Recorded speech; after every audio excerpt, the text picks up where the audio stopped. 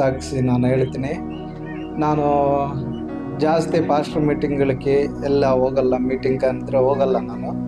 ದೇವರಾದರೆ ನನಗೊಂದು ಏನೋ ಒಂದು ಸತಿ ಹೋಗಿ ಬರೋಣಲ್ಲಿ ಕರೆದಾಗ, ಮಾಂತೇಶ ಅನ್ನೋರು ಕರೆದಾರೆ.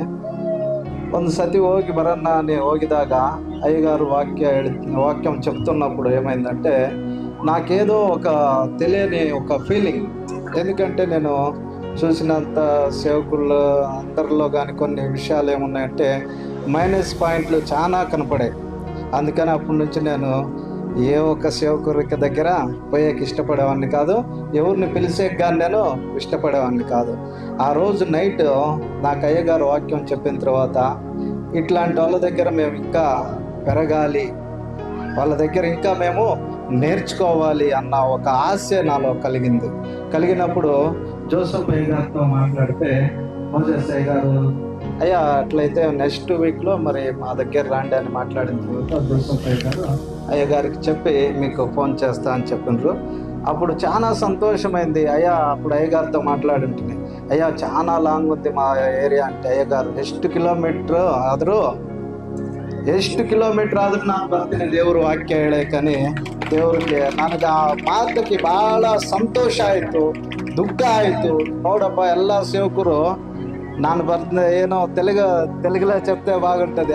ఒక ఏముందంటే తెలుగులో మీ ఇంటికి వస్తే ఏమిస్తావు, మా ఇంటికి వస్తే ఏం తెస్తావు అన్న ఆ డైలాగ్ నాకు ఎప్పుడో చిన్నప్పుడు అది నెనపుకి వచ్చి, అయ్యగారు ఎంత దూరమైనా పర్వాలేదు, ఎంత లాంగ్ అయినా నేను ట్రావెల్ చేసి వస్తా అన్నందుకు నాకు చాలా సంతోషమాయ. అంత సేవకుడిని మేము ఈరోజు ఇక్కడ మనం ఉన్నందరం కలుసుకున్నామంటే దేవుడి కృప. అందరూ ఒకసారి గట్టిగా చప్పట్లు కొట్టి అయ్యగారికి, అయ్యగారు సేవని, అయ్యగారి కుటుంబాన్ని, అయ్యగారు ఇಬ್ಬರು మక్కలు దేవుడు దీవించి ఆశీర్వదించాలని హృదయపూర్వకವಾಗಿ నేను కోరుకుంటున్నా.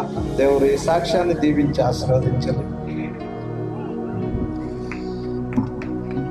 చూపిస్తున్నాను ఎందుకంటే మీరందరూ కలిసి వచ్చినందుకు, మన మోజెస్ అయ్య గారు కలిసి వచ్చినందుకు, తర్వాత ప్రసాద్ అయ్య గారిని ಕುತ್ಕೊಂಡಿರುವಂತೂ ದೇವರಿಗೆ ಒಳ್ಳೆ ಕೃತಜ್ಞತೆ ಹೇಳುತ್ತೂ ನಾವು ದೇವರಿಗೆ ಜೋರಾಗಿ, ಪ್ರಸಾದ್ ಅಯ್ಯಕ್ಕೆ ಜೋರಾಗಿ ಸಂವತ್ಸರೆಲ್ಲರೂ